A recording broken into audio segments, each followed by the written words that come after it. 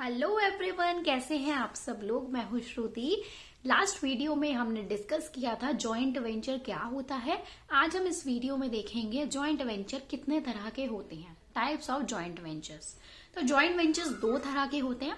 First is contractual based joint venture and second is equity based joint venture. सबसे पहले देखिएगा contractual joint venture कौन से होते हैं।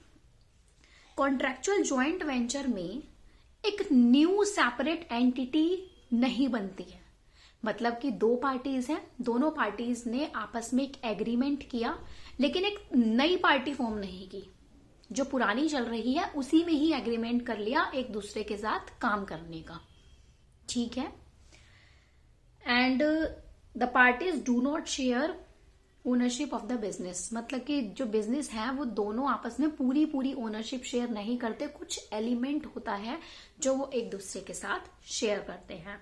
थर्ड थिंग इज, जो एग्जाम्पल हो सकता है कॉन्ट्रैक्चुअल जॉइंट वेंचर का, वो होता है फ्रेंचाइजी। ओके। एंड जो इक्विटी बेस्ड जॉइंट वेंचर्स होते हैं, इक्विटी बेस्ड जॉइंट वेंचर में क्या होता है कि जो पार्टीज होती हैं, दो या दो से ज्यादा जो पार्टीज होती हैं, वो आपस में एग्रीमेंट करती हैं, लीगल एग्रीमेंट करती हैं। साथ में एक नई एंटिटी क्रिएट होती है। मान लीजिए तीन बिजनेस हैं एबीसी, तीनों ने मिलाकर आपस में जॉइंट वेंचर किया तो एक नई एंटिटी क्रिएट हो जाएगी। ठीक है, ये डिफरेंस है दोनों के अंदर। इक्विटी बेस्ड जॉइंट वेंचर में सेकेंड पॉइंट है, इसके क्या क्या एग्जाम्पल्स हो सकते हैं। जैसे उसमें तो सिर्फ एग्जाम्पल था क्या, फ्रेंचाइजी। कॉन्ट्रैक्चुअल बेस्ड में सिर्फ फ्रेंचाइजी हो सकती है, लेकिन जो इक्विटी बेस्ड है उसमें company, partnership, limited liability partnership, trust, venture capital fund, ये सारे इसके एग्जाम्पल्स हो सकते हैं। मतलब जॉइंट वेंचर करके ये सारी एंटिटीज जो है वो फॉर्म हो सकती हैं। नेक्स्ट इज, जो इक्विटी बेस्ड जॉइंट वेंचर होता है उसमें जो दोनों या तीनों पार्टीज होती हैं वो एक डॉक्यूमेंट साइन करती हैं। वो डॉक्यूमेंट क्या होता है, memorandum of understanding. Memorandum of understanding एक डॉक्यूमेंट होता है, उसको सारी पार्टीज साइन करती हैं। तो मतलब लीगली सारा काम पहले से होता है। ऐसा नहीं होना चाहिए कि लास्ट स्टेज पे आके कोई लीगल वर्क किया जाए।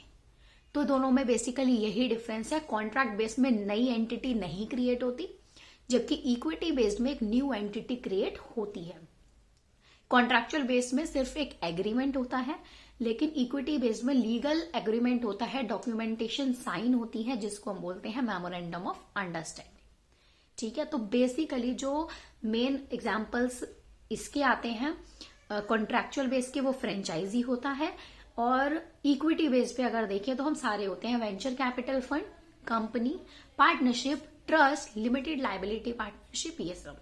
तो बेसिकली ये तीन मेन डिफरेंसेस हैं इन दोनों के बीच में।